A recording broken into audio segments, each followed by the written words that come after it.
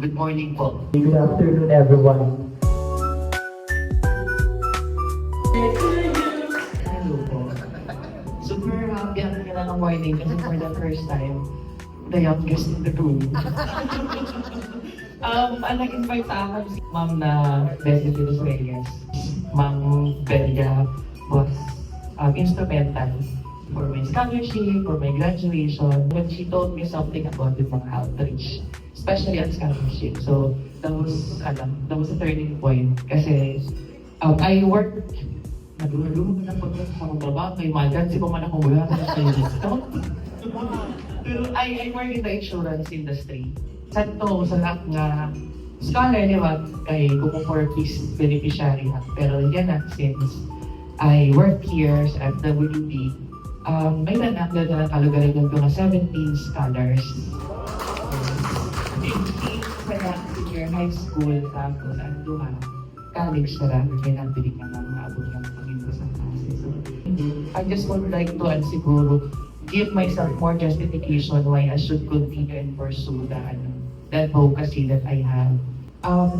Single po ako,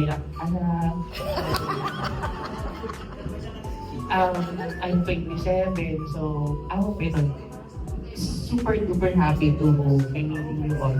Thank you so much for the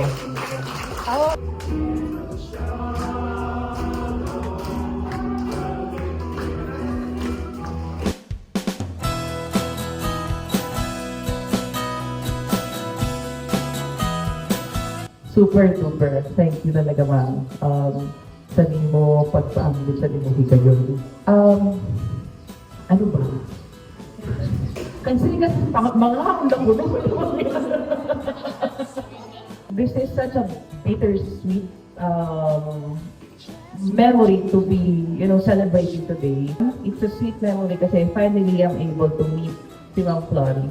Now this afternoon, another instrumental person in front of me is here. Very tumod ka, ma'am, and would have not graduated high school. This day is just the best day ever. Sir, because sa Magubay, why not to na chance it? Although I'm happy naman to share with everyone na happy na bisan na rin na chance sa Magubay. Ako nagpadagin sa scholarship na sa Agmon. This is the first time I met Ma'am Flory. Pero even before this day, I feel like I am already giving the thank you to Ma'am Flory by way of me replicating an inaging I wanted to look at the whole point of why this scholarship exists. For me, the whole point is not for us to graduate, but it's for us to become an effective member of our community.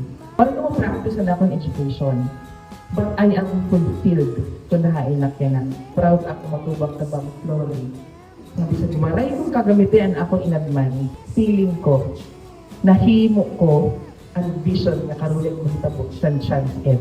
And that's for me, nga ba maghatag higayon sa iba pa mga tao. Thus, faith in life will be defined by whether or not you have given back to the community and you have become an essential part of the community. That's the whole point, and that's the story I would like to share.